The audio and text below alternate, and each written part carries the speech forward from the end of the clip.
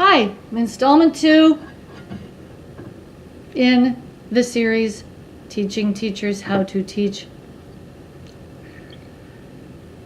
Actually, to be frank, I am just off the top of my head here creating these rough drafts. And perhaps later I'll go in and edit them and then polish and present. But I have a feeling they're just going to come at you this way. Create anticipation. Captivate and maintain. Your group of children have learned in our system what they can use to their advantage, the path of least resistance, and what they cannot. Your job is to be unpredictable. If you're continuously unpredictable, your students will be drawn toward what it is you're about to do. They will actually be anticipating something they can't predict every time they see you. And that alone piques their interest. Once you have their interest, you have their attention. Once you have their attention, you are ready to be received. And then whatever it is you have to offer them, they will receive.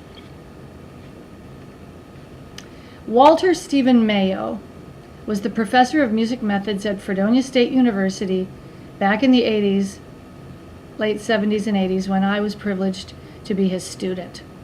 He was the master of modeling this in the methods classroom and transferring that skill to all of us.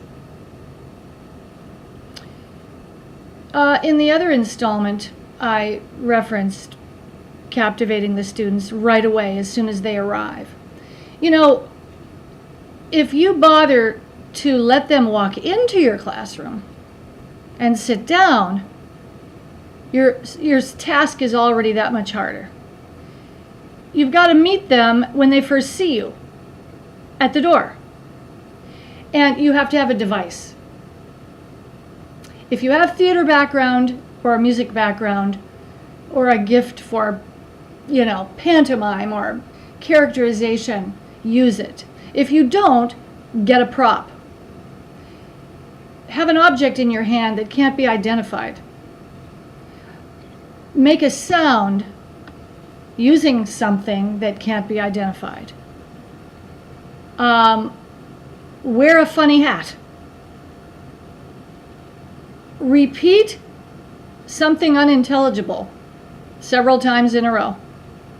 Or do something with your body that they will immediately want to imitate. Now, maybe these methodologies, maybe you recognize something I'm saying as having come from a published author on the subject. I assure you, it is not my intent to plagiarize or lift anything from anybody who already has a credential on this subject. I speak to you from my own experience.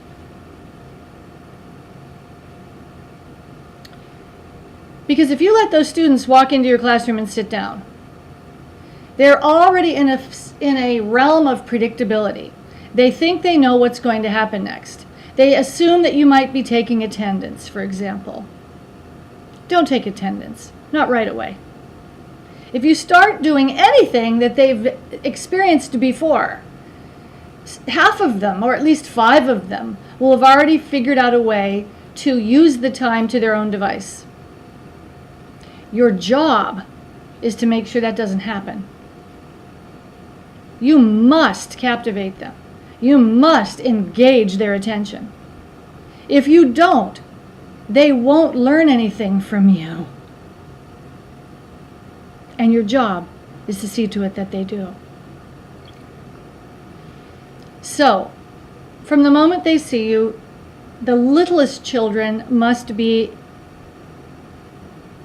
eyes unblinking, mouth open, body stopped, fixed on what you're doing. That's how you'll know you have them. The youngest children need to be immobilized with rapt attention. As a group. Do that for at least 2 minutes at the door of your classroom.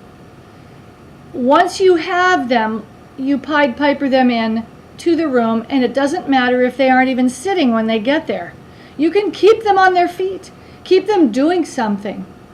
Rhythmic repetition, pattern making, whether it be visual, kinesthetic, or oral, or a combination of the above, works beautifully. Keep that going until there's an atmosphere of acceptance that you can feel. Then when you tell them to be seated, they all plunk down right away. Loud noise, plunk down.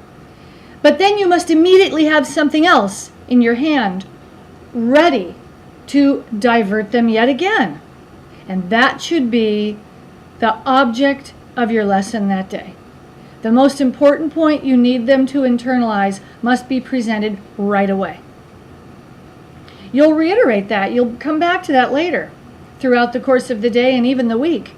But that must be the first thing, because that's when you have their most committed attention in that moment.